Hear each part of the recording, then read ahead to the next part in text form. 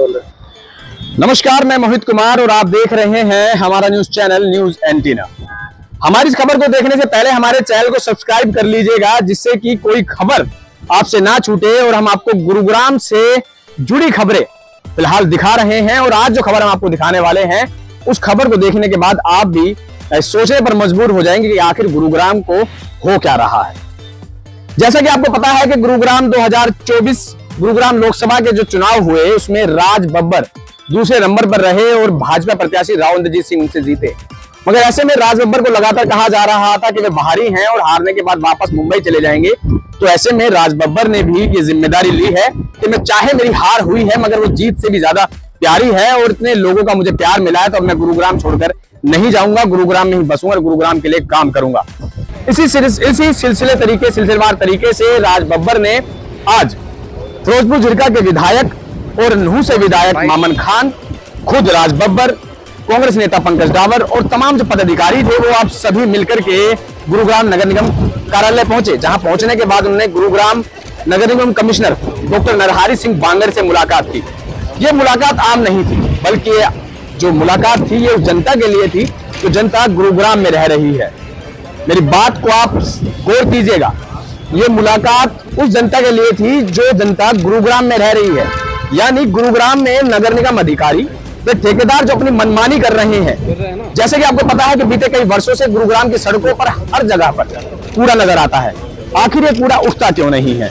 और बड़ी बड़ी कंपनियां कूड़े के टेंडर्स को भरती है और 5 साल पूरे बिता जाती है और उसके बावजूद भी कूड़े की समस्या पूरी नहीं हो पाती।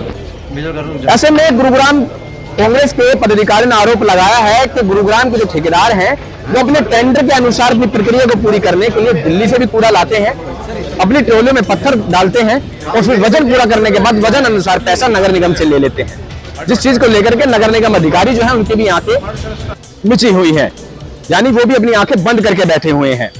दूसरी समस्या गुरुग्राम में कूड़े के चलते जिस वजह से लोग परेशान हो रहे हैं, कहीं अलग अलग जगहों पर कूड़ा नजर आता है और लोग परेशान होते रहते हैं। साथ ही साथ प्रॉपर्टी आईडी एक ऐसी समस्या है जिसके अंदर सर्वेयर जो होता है वो हर घर में जाकर के प्रॉपर्टी आईडी का सर्वे नहीं करता, बल्कि एक ही जगह पर बैठ करके उसी आदमी से डिटेल ले लेता है कि आपके पड़ोसियों के मकान कितने गज के हैं, कितने उसमें कमरे हैं, कितने लोग रहते हैं और इस तरीके से प्रॉपर्टी आईडी को तैयार कर देता है। उसके बाद जब प्रॉपर्टी आईडी के अनुसार कोई अपनी जमीन को बेचना या खरीदना चाहता है तो प्रॉपर्टी आईडी का जो डेटा है वो जमीन के डायमेंशन के हिसाब से मैच नहीं होता और फिर एक बड़ी समस्या भ्रष्टाचार को जन्म देती है। यानी उन लोगों को जिनको प्रॉपर्टी खरीदनी है या फिर बेचनी है वो गुरुग्राम नगर निगम के अधिकारी से जाकर मुलाकात करनी होती है, उनके इच्छा अनुसार उनको पैसा देना पड़ता है, उसके बाद उनकी प्रॉपर्टी आईडी ठीक हो जाती है, वरना प्रॉपर्टी आईडी ठीक होने का कोई भी प्रावधान नगर निगम में नजर नहीं आता। ऐसे आरोप नगर निगम कमिश्नर के सामने लगाए गए हैं कांग्रेस नेताओं द्वारा। राज बब्बर ने जिम्मेदारी ली है कि गुरुग्राम को स्वच्छ बनाना है, गुरुग्राम की समस्याओं के लिए लड़ना है, चाहे लोकसभा चुनाव के अंदर पूरे 5 साल बचे हों, मगर 5 सालों के अंदर एक बहुत बड़ा इलाका जिसको कवर करना है राज बब्बर को, जिसको लेकर के वो तैयारियों में जुटे हैं। और उनके साथ इसी कड़ी के अंदर फिरोजपुर झिरका से विधायक भी पहुंचे, मामन खान भी पहुंचे, आफ्ताब अहमद भी पहुंचे, गुरुग्राम के तमाम कांग्रेस के पदाधिकारी पहुंचे। तस्वीरें हैं उस ज्ञापन की जो कि राज बब्बर ने नगर निगम कमिश्नर को सौंपा है और नगर निगम कमिश्नर कार्यालय पहुंच करके अपनी बात को रखा है। हालांकि नगर निगम कमिश्नर ने भी यह आश्वासन दिया है कि उनकी इस शिकायत के ऊपर कार्रवाई जरूर की जाएगी, मगर हम आपको बता दें कि ये ऐसे ज्ञापन न जाने कितने ज्ञापन नगर निगम के खातों में पड़े हैं, नगर निगम के बस्तों में पड़े हैं, मगर उनके ऊपर कार्रवाई नहीं हुई, क्योंकि एक आदत बन चुकी है नगर निगम जो कार्यालय है, नगर निगम का जो पूरा दायरा है, इसके अंदर भ्रष्टाचार की जननी इसे कहा जाता है। और उस जननी की शिकायत जब की जाती है तो अपने ही लोग कैसे कार्रवाई कर पाएंगे? यानी भ्रष्टाचार करने वाले भी वही लोग हैं और शिकायत भी उन्हीं लोगों के पास पहुंचती है, तो ऐसे में कैसे काम चल पाएगा? ये आरोप जो है कांग्रेस के नेताओं ने लगाए हैं और आखिर क्या कुछ इस पर कार्रवाई होगी ये तो आने वाला समय ही बता पाएगा। मगर पहले हम आपको सुनवाते हैं कि कांग्रेस के नेता राज बब्बर ने क्या कहा, आफ्ताब अहमद ने क्या कहा, साथ ही साथ गुरुग्राम नगर निगम कमिश्नर ने क्या कहा। आज हमारे डिप्टी लीडर आफ्ताब अहमद साहब के साथ में हम लोग सभी कांग्रेस जन यहाँ पर आए हैं और जो गुरुग्राम क्षेत्र की और खासकर जो है नगर निगम की जो समस्याएं उनको लेकर हमने यहाँ पर डॉक्टर बांगर साहब से जो है उनसे अपना मेमोरेंडम दिया है। पहला सवाल जो हमने जब उनसे टाइम मांगा था तब कहा था, और क्योंकि इसी पर ही हमारी पार्टी ने आने वाला जो इलेक्शन है, जो हमने इलेक्शन में जो गए थे वो हम इन्हीं मुद्दों पर गए थे, और हमारे विपक्ष के लोगों ने हमसे कहा था कि हम पार्षद का चुनाव लड़ रहे हैं। तो मुझे खुशी है कि जीतने के बाद उन्होंने ये कहा कि मुझे हराने की कोशिश की गई। सरकार ने मुझे गंदगी, यहाँ पर पीने के पानी की समस्या, सड़कों पर पानी भर जाना, वो तमाम बातें कही। तो हमें लगा कि हमारी बात उनको समझ में आ गई है, और हम उनसे भी उम्मीद करते हैं कि अब उनको यहाँ के लोगों ने चुना है। हम तो उन समस्याओं को उठा ही रहे थे। मेरी पार्टी के नेताओं ने इन समस्याओं को लेकर जब मैं चुनाव में आया तो इन्होंने मुझे जो मेरे ब्लूप्रिंट दिया उस पर मैं चुनाव में खड़ा हुआ था। और आज अगर वो मंत्री भी हैं अब तो केंद्र में, और वो यहाँ के सांसद भी हैं, हम चाहेंगे कि वो हमारा साथ दें कि जो गंदगी के मुद्दे थे, जो ज़मीनी मुद्दे थे, उनके अंदर हमारी मदद करें। और जिस तरह से डॉक्टर बांगर ने हमें ये भरोसा दिलाया है कि जो बातें हमने उनसे कहा थी कि किस लिए मिलना चाहते हैं, इसलिए, तो उन्होंने कहा, जिस दिन हमने फ़ोन किया था उसी दिन से उन्होंने काम शुरू कर दिया। और आज हमने मेमोरेंडम दिया उन्होंने, और हमें 8 दिन का हमने उनसे मौका मांगा है। तो उनका मानना यह है कि बहुत पॉजिटिव ऑफिसर है, कहते हैं कि 8 दिन में आप हमें स्वयं बताएंगे। समस्याएं क्या रखी हैं? देखिए, गंदगी सबसे बड़ी समस्या जो यहाँ पर दिखाई देती है। दूसरी बात यह है कि यहाँ पर चाहे जो कूड़ा करकट किसी का भी होता है, 3 तरह का, जो यहाँ पर जो बिल्डिंगें टूटती हैं वो कूड़ा, जो सड़कों में बिखरता है वो कूड़ा, और जिस तरह से जो सीवेज जो साफ नहीं होते हैं, उसकी वजह से जो आने वाला बरसात है उसमें पानी जमा हो जाएगा। सफाई व्यवस्था और जिस तरीके से मिलेनियम सिटी गुड़गांव कहलाने के बाद बार बार शर्मसार होना पड़ता है। एनजीटी की फटकार लगती है, अखबारों में आपके माध्यम से होता है, और बहुत पुराने मुद्दे हैं, ये नई नहीं है, और उसकी तरफ संज्ञान ना लेना सरकार का विफलताओं का कारण। और जो गंदगी है उसके ना लेना, पीने के पानी की जो समस्या है वो सीवर की बात करी गई, और इसके तरीके से जो नगर निगम की अपनी जो जिम्मेदारी है उन जिम्मेदारियों को मतलब पूरा करना और लोगों को राहत देने की बात करनी। और इसी के संदर्भ में आज ये सारी कांग्रेस जन जो है गुड़गांव जिले के भी अन्य लोकसभा के मिलके आज राजगोपाल जी के साथ हम सारे मिलके आज इस चीज़ को उठाने आए, क्योंकि चुनाव में हमने जनता से वादा किया था जनता की बात को उठाने का। चाहे चुनाव में नतीजा कुछ भी रहा, लेकिन हमारी जिम्मेवारी है, हम इन चीज़ों को उठा रहे हैं, यहाँ भी उठाएंगे, आगे विधानसभा में भी उठाएंगे, और उचित पटल पे जहाँ भी इन चीज़ों को उठा के और उसका समाधान की होगी हम उसको उठाने का। मानसून सीजन भी सर पर है, आपको लगता है कि गुड़गांव में इस बार लगातार नहीं, इसमें जो है मैं कह सकता हूँ पूरी तरीके से विफलता सरकार की रही है। जब भी मानसून आती है गुड़गांव पूरी दुनिया में जाना जाता है कि यहाँ गाड़ियाँ फंस गई हैं, यहाँ ट्रैफिक फंस गया, यहाँ रोड हो गए हैं, यहाँ फ्लाईओवर जो है वो डैमेज हो गए, वो टूट गए किसी चीज़ के। तो ये सारी विफलताएं और बार बार हो रही हैं, और उसके बाद भी संज्ञान नहीं लेना। इसीलिए हमने जो है आज अपनी जो है सभी साथियों के साथ मिलके इन सभी बातों को संज्ञान दिलाने के लिए, और इनको इस बात के लिए कि अब आपको इन चीजों का समाधान करना हो। ऐसे अधिकारियों को जिम्मेदारी सौंपी गई शहर की सफाई व्यवस्था की, आपको लगता है? मैं कहूँ अधिकारी कोई भी हो अपनी जिम्मेवारी निर्वाह करे, राज्य सरकार का काम है, किससे काम लेना उनको। क्या इस मानसून में भी जो मिलेनियम सिटी है वो वेनिस सिटी बन जाएगा? नहीं, हमने तो यही कहा है कि वो ना बने, इसीलिए हमने उससे पहले इस बात का पत्र जो है। सभी गुड़गांव वासियों से ही ये अनुरोध है कि ये जितनी भी सफाई की बात है, सफाई में हम सब ने भागीदारी अपनी दिखानी है। म्यूनिसिपल कॉरपोरेशन ने, जैसा कि ये कई बार इशू आपके बीच में भी आता है कि इको ग्रीन कंपनी के बारे में, उसके बारे में भी एक निर्णय हमें संभावित है कि 1-2 दिन में ही हमें मिल जाएगा। बट हमने अपनी कंटीजेंसी प्लान कर ली है, हमने अपनी गाड़ियां और अपनी मैन पावर अलग से हायर कर ली है, तो इसकी कोई समस्या नहीं आएगी, और इसकी सफाई की व्यवस्था को फिर से पूरी तरह से दुरुस्त ऑन रोड हम कर देंगे। और दूसरी बात यह है कि लोगों को खुद जागरूक होना होगा। आप ये देखिए कि सड़क के ऊपर कहीं भी रख देते हैं, किसी भी सड़क पर आप चले जाए, सर्टेन आइडेंटिफाइड पॉइंट्स हैं। कुछ हमारे गार्बेज वल्नरेबल पॉइंट्स भी हैं जहाँ पर जैसे कि आप देखते हो ना, पार्क के अंदर से फुटपाथ कहीं से बन जाता है, फिर भी लोग कहीं से भी आना जाना शुरू कर देते, तो एक ट्रैक बन जाता था, वो वल्नरेबल ट्रैक होता है वो। तो लाइकवाइज लोगों ने भी कहीं कहीं कूड़े के एक पॉइंट्स भी बनाए हुए, तो हम उन सारे पॉइंट्स को भी आइडेंटिफाई हमने कर लिए हैं और प्रायोरिटी पर उनको भी हम ख़त्म कर रहे हैं। तो सारे के सारे जितने भी हमारे GVPs हैं, गार्बेज वल्नरेबल पॉइंट्स हैं, उनको भी हम ख़त्म कर रहे हैं, उन पर भी कोई गार्बेज नहीं होगा। डोर टू डोर कलेक्शन को और ज़्यादा स्ट्रेंथन कर रहे हैं और सेकेंडरी पॉइंट्स जो हमारे बंदवाड़ी जहाँ हम लेके जाते हैं सेकेंडरी पॉइंट से, उसके लिए भी एडिशनल गाड़ियाँ हम लगा रहे हैं। सर बीच में आया था कि जहाँ पे कोई लोग कूड़ा फेंकते हैं या डंपिंग पॉइंट बनाए हुए हैं, उसको ख़त्म करने के लिए चालान की व्यवस्था शुरू की गई थी, तो उसका क्या रहा? सॉरी मैं समझा नहीं। जो डंपिंग पॉइंट अवैध रूप से बनाए गए थे उनको ख़त्म करने चालान के लिए चालान की। हाँ बिल्कुल, हमने चलानिंग का भी बिल्कुल ज़ोर शोर से शुरू कर दिया है और जो इस तरह से कहीं भी डालेंगे, चाहे वो बल्क वेस्ट जनरेटर हो, चाहे वो कमर्शियल इंस्टीट्यूशन हो, चाहे वो रेजिडेंशियल वाले हों, तो उनकी चलानिंग की प्रक्रिया भी शुरू कर दी है। इसके अलावा 2 हमने अपने स्क्वाड भी बनाए हैं।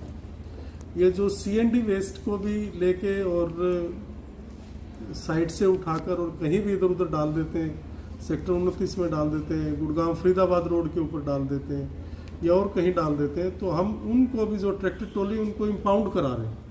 हम हमारी अपनी भी टीम है, पुलिस ने भी अपनी टीम लगा दी है, क्योंकि वो ट्रैक्टर ट्रॉलीज ये इस काम के लिए नहीं है, तो वो अवैध रूप से चलते हैं, तो उनकी इम्पाउंडिंग ही हमने करवा रहे हैं, सिर्फ चलान नहीं। सर सेक्टर 12 और इसके लिए DCP हेडक्वार्टर साहब से हमने 2 मीटिंग हमारी हो भी चुकी हैं और उन्होंने पूरा आश्वासन दिया है कि वो एक तरह से पूरा इन एरियाज़ को नाका टाइप लगा के और सिक्योर करेंगे। इसके अलावा 5 साइट हमने आइडेंटिफाई करके CND वेस्ट की बना दी हैं, जहाँ पर कोई भी आदमी किसी का भी CND वेस्ट कोई भी आदमी अपनी इमारत को तोड़ता है तो अपने वेस्ट को वो उससे ट्रैक्टर ट्रॉली वाले से उठवाता है, तो उठवा के वो कृपया ये भी इंश्योर करे कि वो जो आइडेंटिफाइड साइट है, आइडेंटिफाइड साइट्स के ऊपर ही जाकर वो अपने मलबे को डालें। यदि वो कोई दाएं बाएं इधर उधर डालते हैं तो फिर वो उसके लिए वो मकान मालिक भी जिम्मेवार होंगे।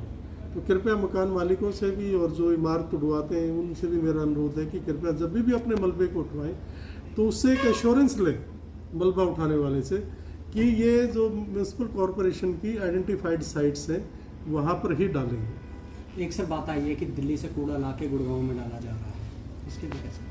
बिल्कुल सही है कि ढूंढा एड़ा उस तरफ से दिल्ली का कूड़ा वो रात को आके डाल जाते हैं। पीछे हमारे कर्मचारियों ने उनको रोका भी था, उनके साथ झगड़ा हुआ, तो उसके लिए भी मैंने DCP हेडक्वार्टर साहब से मीटिंग करके और उस मामले को भी उन्होंने कहा है कि उन्होंने पूरा आश्वासन दिया कि वो नाके पर भी और जो पुलिस की जो स्क्वाड्स बनाए हैं हमने, एनफोर्समेंट स्क्वाड्स बनाए हैं, उसके माध्यम से हम 100% उसको रोकेंगे और उनकी गाड़ियाँ ट्रैक्टर जो भी आएगा उसको इम्पाउंड ही करेंगे, चालान नहीं करेंगे, इम्पाउंड ही करेंगे। सर ऐसी जगह है सर, किस तरह की तैयारियां हैं शहर में कि इस बार जल भराव की स्थिति ना बने? मानसून के लिए जो हमारी नालियां हैं, जो 2 फीट से कम चौड़ी नालियां, वो तो हम ठेकेदारों से और अपने लोगों से साफ करा रहे हैं। जो बड़े नाले हैं वो फिर कुछ नाले तो GMDA के पास आते हैं बड़े वाले, कुछ हमारे हैं उसको हम बकेट मशीनों से साफ करवा रहे हैं। और इसके लिए जल भराव की स्थिति से निपटने के लिए हम पूरी तरह से मुस्तैद हैं। हमारी अपनी मशीनरी तैयार है, कॉन्ट्रैक्टर ने किए हुए हैं और हमारी जहाँ जहाँ भी टेम्प्रेरी हमारे अरेंजमेंट्स होते हैं, इंजन लगाते हैं, पानी की मोटर की पाइप्स लगाते हैं, उसको भी हम 100% चेक करा रहे हैं और एक्शन अपनी हाजिरी में चलवाकर उनको एडवांस में चलवाकर देखेंगे और सर्टिफिकेट देंगे कि उनके मशीन या उनका जो डीजल का पंप है वो चालू स्थिति में है, कहीं पाइप की शॉर्टेज नहीं है या कहीं कोई इस तरह की कमी नहीं है कि कोई लास्ट मोमेंट पर एकदम कहे जी कि तो पानी का कनेक्शन नहीं है, पानी कहाँ से जाए। और जैसे भी इसको भी हमने हायर कर लिया है, यदि कोई फिर भी हमें लगता है कि कोई कच्चा रास्ता भी, कच्चा नाला भी हमें कोई खोदना पड़ा तो उसके लिए भी हम तैयार हैं। तो हम अपनी तरफ से जो भी हमारी पानी के लिए, बरसात के पानी को निकासी के लिए इंतजाम है, हम उस पर भी पूरी तरह से मुस्तैद और काम कर। कूड़ा उठाने वाली कंपनी कूड़ा था, वहाँ पर जो है काफी लोगों ने जो है मंदिर बना दिए, क्या ये चीजें निगम के संज्ञान में है? क्या ये सही है? क्या निगम के अंदर ये चीजें नहीं, आती हैं? ये बिल्कुल गलत है। और कूड़े के स्थान पर किसी भी देवी देवता की मूर्ति लगाना और वो करना, वो तो एक तरह से भावनाओं के साथ खिलवाड़ हमें नहीं करनी चाहिए। वो जो भी इस तरह के लोग कर रहे हैं, मेरा उनसे अनुरोध है कि वो इस तरह का ना करें, बल्कि सफाई की तरफ लोगों को और जागरूक करने का काम करें। सरकार की कोई भी स्कीम लोगों की भागीदारी के साथ ही सफल होती है। तो लोग जब तक इसमें भाग पूरी तरह से नहीं लेंगे, और लोगों ने ही, अब एक सफाई कर्मचारी है, वो सुबह और शाम 2 समय सफाई करता है। यदि हमने सुबह सफाई करके गया और फिर डाल दिया, या दोपहर बाद करके गया, शाम को फिर कूड़ा डाल दिया, तो वो हमें भी अपनी जिम्मेवारी को उठाना होगा और लोगों को जागरूक होकर और आगे बढ़ के अपने शहर को, अपने गुड़गांव को साफ सुथरा बनाने में हम सब का आपस में अपना ही सहयोग करना होगा। Sir, rain water harvesting system है, ये पूरी तरह से बंद पड़े हुए हैं। हर साल इनकी सफाई के लिए करोड़ों रुपए खर्च किए जाते हैं, लेकिन नतीजा जीरो रहता है। रेन हार्वेस्टिंग के लिए ये डिफरेंट टेक्निक्स हैं। इसकी टाइमली सफाई और टाइमली मेंटेनेंस की हमेशा ही जरूरत पड़ती है, क्योंकि जब भी पानी आता है तो पानी के साथ रेत और दूसरी तरह के मटेरियल भी आते हैं, तो इसलिए इसकी सफाई और मेंटेनेंस तो करानी पड़ती है। तो उसके ऊपर भी हम काम कर रहे हैं। इसके अलावा हमने एक और पद्धति को भी, अभी लेटेस्ट पद्धति आई है, उसमें भी कुछ ब्रिक्स की विंडो ब्रिक्स बनती हैं और उसके साथ भी एक वेल बनकर उसके अंदर पानी जाता है, ऊपर से कवर होता है। तो वो भी टेक्नोलॉजी चीफ इंजीनियर्स के साथ हमने डिस्कस किया। तो कोशिश है कि इससे पहले हम 5 जगह पे उसको भी बनवा के उसका भी प्रैक्टिकल करें, उसको भी देखें। तो शहर में पीने के पानी की बहुत किल्लत चल रही है, जगह जगह से शिकायत आ रही है कि उनके पास तक पानी नहीं पहुंच पा रहा। इसके लिए क्या किया जाए? पीने का पानी का पहली बात तो ये है कि लोगों ने अपने घरों में अवैध मोटर लगा रखी। समस्याएं आप जहाँ भी देखेंगे लोगों की अपनी जागृति हुई है। पानी की, पीने का पानी यदि नहीं पहुंचता तो कहीं टेल तक नहीं पहुंच पाता, क्योंकि बीच में मोटर लगा रखी है, पानी ज़्यादा खींचने के लिए टेल तक पानी नहीं पहुंचता। उसके बावजूद हमने जो लोग गाड़ियों को धोने के या फर्श को धोने के या इस तरह से किसी पीने के पानी के अलावा किसी और काम में प्रयोग में लाते हैं, उनके भी हम चालान कर रहे हैं। हमारी टीम बनी है चालान। अच्छा, गुड़गांव में ऐसे सर्विस स्टेशन चल रहे हैं जो नगर निगम के पीने के पानी से गाड़ियों को धोने का काम करते हैं, उनके खिलाफ अगर सबूत मिलता कार्रवाई करेंगे सर? 100% आप अभी दें, मैं आज ही कार्रवाई करूँगा। देखिए, आपने कहा कि सबूत देंगे, तो अब ये सैकड़ों वाली बात ना करो, आप सबूत दो। सबूत दोगे तो हम तुरंत कार्रवाई करेंगे। बाकी हमने अपनी टीम लगा रखी है। मैं जो एक और बात बता रहा था पीने के पानी से मुतल्लिक, कि हमने अपना एक नंबर भी, व्हाट्सएप नंबर जारी किया हुआ है और उसको पब्लिसाइज भी आप लोगों के माध्यम से प्रचार प्रसार हमने उसका पूरा किया। तो जो भी किसी को फिर भी पीने के पानी की किल्लत आती है तो उसके ऊपर वो हमें एक मैसेज डाल देते हैं, हम उसको वेरीफाई करके और इमीडिएटली पीने का टैंकर उसके घर फिर भी भिजवा रहे हैं। तो पीने के पानी की समस्या से हम पूरी तरह से वाकिफ़ हैं और इसको पूरी प्रायोरिटी के ऊपर ले रहे हैं। लेकिन मेरा फिर भी ये पुनः अनुरोध है कि हमें पीने के पानी को विभिन्न माध्यमों से बचाना भी चाहिए। हम कई बार क्या करते हैं कि घास के अंदर पूरा पाइप ही छोड़ देते हैं, उसके बजाय हमें स्प्रिंकलर यूज़ करने चाहिए। टॉयलेट की शीट है, उसमें यदि आप देखोगे तो उसमें यदि आप एक ईंट रख दो तो उसका वॉल्यूम कवर कर लेती है, उसमें पीने के पानी की बचत हो जाती है। इस तरह से आरओ का पानी है, आपका हर घर में आरओ लगे हुए हैं, यदि हम आरओ के पानी को भी स्टोर कर लें और उसको भी किचन में विभिन्न कार्यों में जैसे बर्तन साफ करने में या उसमें प्रयोग कर ले तो वो भी पानी की सेविंग है। तो इसके ऊपर भी मैंने कई एनजीओ से हम बात कर रहे हैं और एनजीओ अपने माध्यम से समय समय पर अपनी लोगों के साथ मिलकर जागरूकता का अभियान भी इसमें चलाया हुआ है।